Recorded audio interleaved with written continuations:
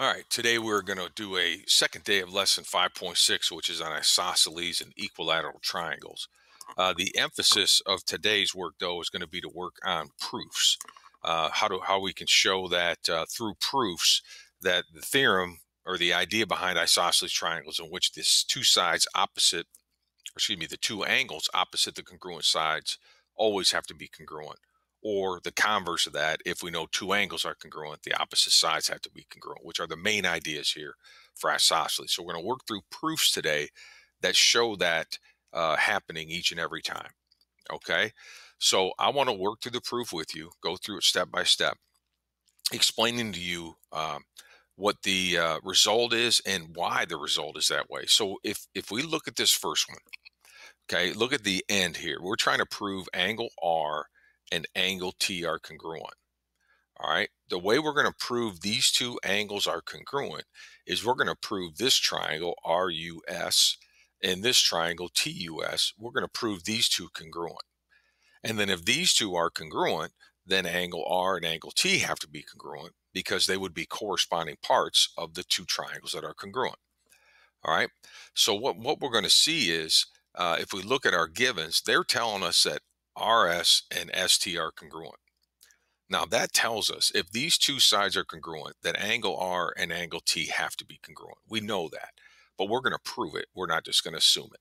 All right. So we know RS and ST are congruent given. We're told that SU bisects angle RST. Now, if this segment bisects this angle, then it divides the angle into two congruent angles, so they're congruent to each other.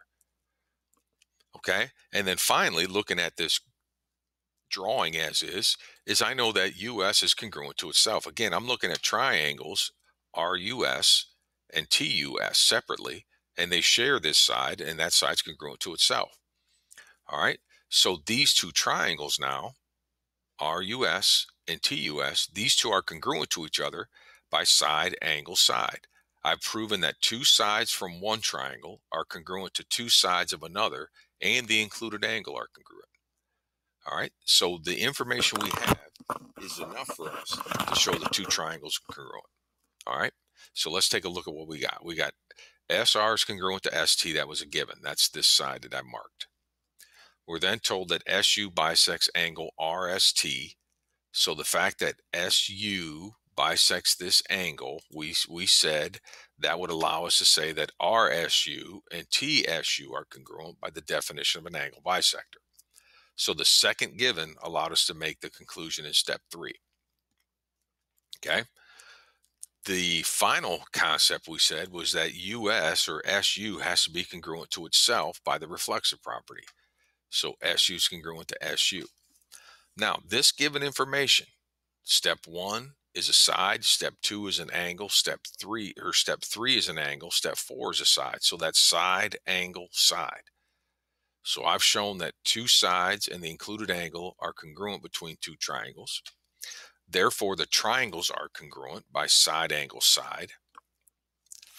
Now, the fact that the two triangles are congruent by side, angle, side means they're identical to each other. So this triangle RUS, this triangle TUS are identical triangles. Therefore, angle R and angle T have to be the same angle because they're corresponding parts for those congruent triangles. All right. You can only use corresponding parts of congruent triangles are congruent once you prove two triangles are congruent. So this fact comes from this concept. All right. So what we've shown is I started with a pair of sides the same length, and we've proven that the angles opposite have to be the same angle. All right. It's the same kind of proofs you did in the last lesson. I'm just trying to go through them with you again, and they're specifically gauged to show you that when two pair of sides of a triangle are congruent, the opposite angles have to be congruent. All right. So another example of this, okay, is they give us this drawing to tell us that, I like to mark them off as I go. They're telling us RS is congruent to RT. Now this is different. All right. They're telling RU bisects ST. Now this is a segment bisecting a segment. The fact that RU bisects ST means U Where RU hits ST, it's dividing it into two equal parts, bisecting it. So that means SU is congruent to UT. Okay. We also know that RU is congruent to RU. So from the givens, we're going to be able to prove this triangle SUR, this triangle TUR, these two triangles are congruent by side, side, side. And the fact that the two triangles are congruent, we can then say angle S is congruent to angle T by corresponding parts of congruent triangles. Therefore, what we've shown is when you have a triangle and a pair of sides are congruent, opposite angles have to be congruent. Again, it's just showing that same concept again. So go through the proof. Step 1, RS congruent to RT, given. Step 2, RU bisects ST. That was given. Now, what does this given do for us? It lets us say SU is congruent to TU by the definition of a segment bisector. That's right here, SU congruent to TU. The fourth thing we knew was that RU was congruent to itself, because the two triangles that I'm looking at share that side, and that side's congruent to itself by reflexive. Okay, we've now proved that the three sides of one triangle are congruent to the three sides of another. Therefore, the triangles have to be congruent by side, side, side.